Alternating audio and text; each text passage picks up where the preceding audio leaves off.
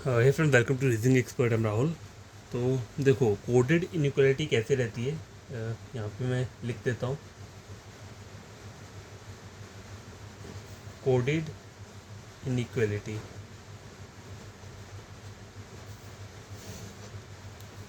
तो आपको इसमें क्या चीज़ याद रखनी है। सबसे पहली जो चीज़ है वो है मैजिक बॉक्स। मैजिक बॉक्स क्या रहता है, ये इस टाइप का रहता है, और इसमें जो सिंबल्स रहते हैं वो आपको एज इट इज़ ऐसे ही याद रखने हैं जैसे मैंने लिखे हुए हैं। तो हमारे टोटल 3 सिंबल रहते हैं मेन इनइक्वलिटी में, ग्रेटर, लेसर और इक्वल टू। ठीक है, और 2 जो मॉडिफाई होके आते हैं वो कौन से होते हैं, ये और ये, ग्रेटर, इक्वल, लेसर, इक्वल। तो ये मैजिक बॉक्स इन 5 सिंबल से बनता है, 1 2 3 4 5। ठीक है, इन 5 सिंबल से ये मैजिक बॉक्स बनता है। तो ये इसका रूल कहाँ पे अप्लाई होता है, देखो अब मैं आपको बताता हूँ। जैसे कि कोई क्वेश्चन है,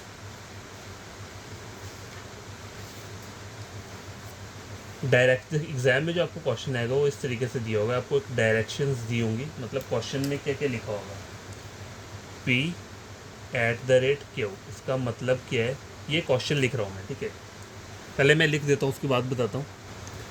तो गैस देखो, ये मैंने क्वेश्चन लिख दिया है, एग्जाम में ऐसे ही आता है। ठीक है, और यहाँ पे नीचे क्या दिया होता है आपको, एक स्टेटमेंट और कंक्लूजन।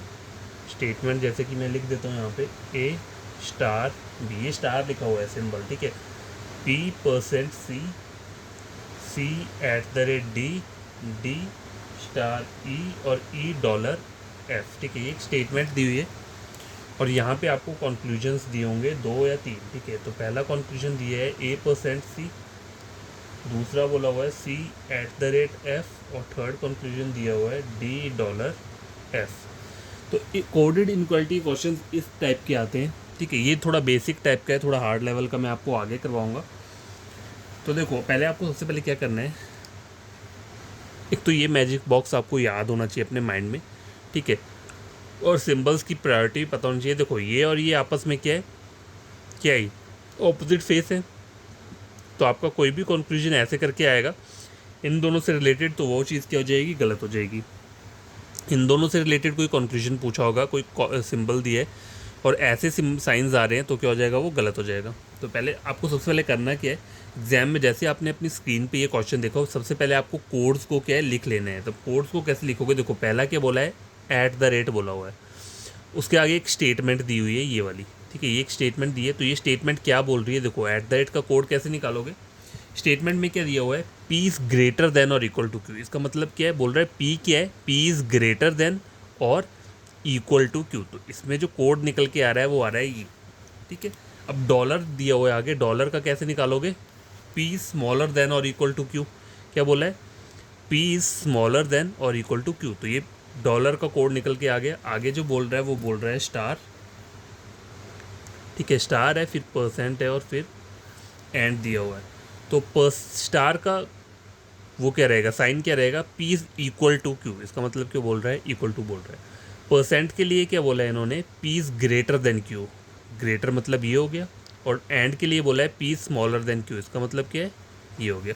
तो ये कोड्स यहाँ पे आपके निकल के आ चुके हैं। अब आप यहाँ से अपना आंसर सॉल्व कर सकते हो इजीली। देखो देख, पहले क्या बोला है, मुझे A से C तक जाना है, ये A है और ये C है। A से C तक जाने में मुझे 2 कोड्स मिल रहे हैं, कौन कौन से, स्टार मिल रहा है, ठीक है, और परसेंट मिल रहा है। ठीक है, कौन सा मिल रहा है, स्टार और परसेंट। तो स्टार और परसेंट का मतलब है इक्वल टू और ग्रेटर देन।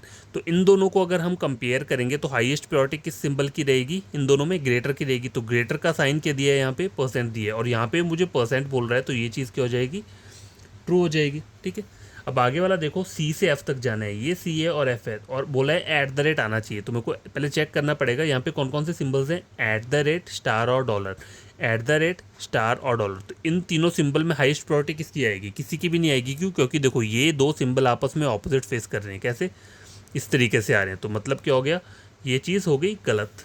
ठीक है, अब आगे वाला चेक करो, डी से एफ बोल रहा है, ये डी है और ये एफ है, इसमें 2 सिंबल मिल रहे हैं, स्टार और डॉलर, स्टार और डॉलर।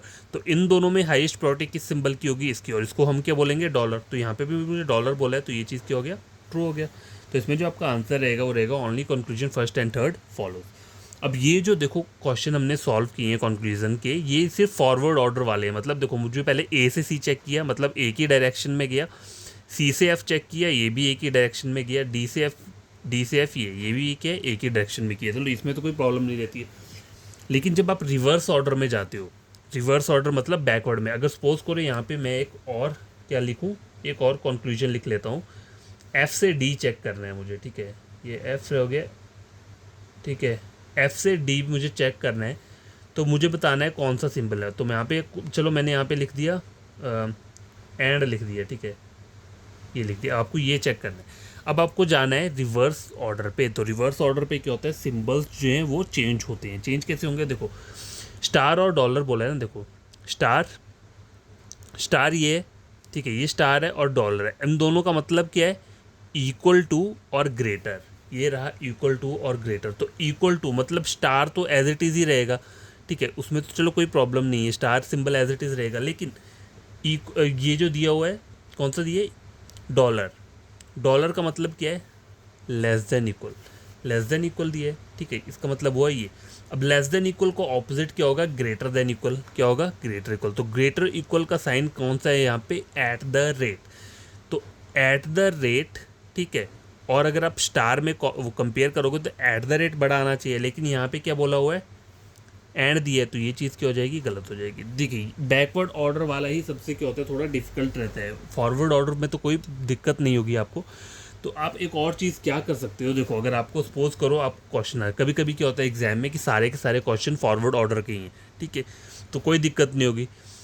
लेकिन अगर आपको लगे कि बैकवर्ड ऑर्डर वाला क्वेश्चन भी आ सकता है, तो आपको एक चीज़ दिखाता हूँ। आपको क्या करना है, इन सिंबल ऐसे तो आप बॉक्स एक बना लेना, ठीक है।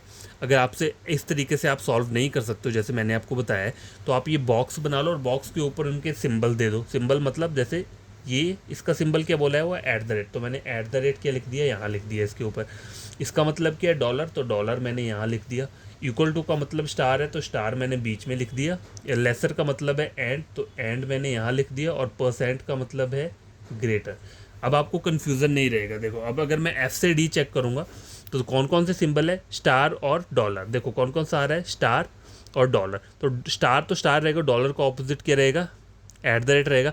तो यहाँ पे एट द रेट है नहीं है, तो ये क्या हो जाएगा, गलत। देखो यहाँ से क्वेश्चन सॉल्व करना ईजी हो जाएगा थोड़ा आपके लिए, अगर आप इन सिंबल्स को इन एक दूसरे के वहाँ पे लिख दोगे, ठीक है। तो इतना सा मुझे बताना था। कल का जो वीडियो रहेगा उसमें मैं बैकवर्ड ऑर्डर वाले क्वेश्चंस लेकर आऊँगा, जिससे आपको थोड़ी वहाँ पे हेल्प हो जाएगी। तो आप ये पैटर्न भी अपना सकते हो, ठीक है, अगर आपको दिक्कत आ रही है तो। वैसे तो दिक्कत आती है, स्टार्टिंग में आएगी। अगर वो पैटर्न नहीं करना है तो इस तरीके से कर सकते हो। वैसे इसमें भी ज़्यादा टाइम लगेगा नहीं, आपको सिर्फ ये बॉक्स ड्रॉ करना है और ये सिंबल्स को लिख लेना है वहाँ पे। उससे आपके अगर 4-5 क्वेश्चंस भी होंगे तो वो ईजिली क्या हो जाएंगे, निकल जाएंगे। जैसे कि एक और एग्जांपल लेता हूँ मैं यहाँ पे बैकवर्ड ऑर्डर का। डी से ए तक जाना है, ठीक है, डी से ए तक जाने में क्या बोल रहा है, ये परसेंट बोल रहा है, डी से ए। अब डी से ए में जाने में मुझे 3 सिंबल मिल रहे हैं, कौन कौन से, एट द रेट, परसेंट और स्टार। देखो एट द रेट हो गया, परसेंट हो गया, दोनों सेम है, और स्टार क्या हो गया यहाँ पे, इक्वल टू है। तो इन तीनों सिंबल्स को ऑपोजिट करना पड़ेगा। अब देखो स्टार तो एज इट इज़ स्टार रहेगा, लेकिन इसका ऑपोजिट क्या आ जाएगा, डॉलर आ जाएगा, और इसका ऑपोजिट क्या आ जाएगा, एंड आ जाएगा, ठीक है। तो इन तीनों सिंबल में हाईएस्ट प्रायोरिटी किसकी रहेगी, इन तीनों में इसकी रहेगी, एंड वाले की रहेगी। तो यहाँ पे एंड दिया हुआ है, नहीं दिया है, यहाँ पे क्या दिया है, परसेंट दिया है। तो ये चीज़ क्या हो गया, गलत हो गया, ठीक है। इस तरीके से जब भी बैकवर्ड ऑर्डर में जाओगे तो आपको सिंबल्स को ऑपोजिट करना ही पड़ेगा, ये रूल है, ठीक है। अब ये तो बदल नहीं सकते, ये बना ही ऐसा हुआ है। एक और क्वेश्चन लेता हूँ। Sorry, D to B check करना है, ठीक है, डी टू बी।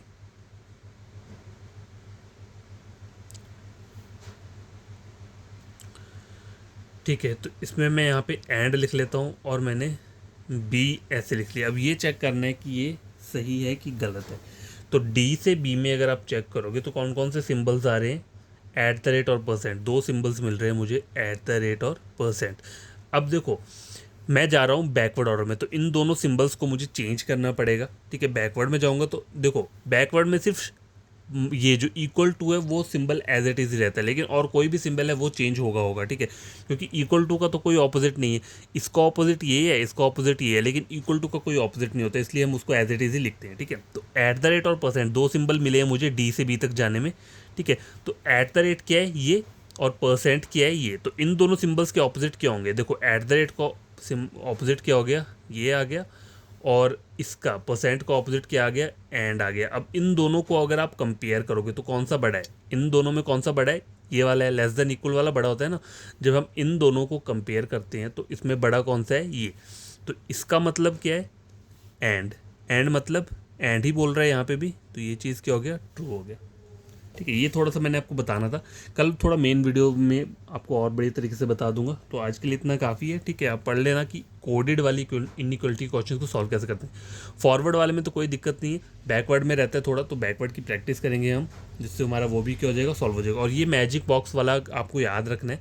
ठीक है, या फिर इस तरीके से भी कर सकते हो, जैसे कि यहाँ पे ये सिंबल्स हैं, इनके आगे लिख लिया, और बस इसमें प्रॉब्लम क्या होती है इस वाले पैटर्न में जो मैंने बताया, फॉरवर्ड में तो कोई दिक्कत नहीं रहेगी जब, लेकिन जब आप बैकवर्ड ऑर्डर चेक करोगे, जैसे कि डी और बी, देखो डी से बी जा रहा हूँ तो कौन से सिंबल हैं, एट द रेट और परसेंट, कौन सा है, ये एट द रेट आया और परसेंट आया।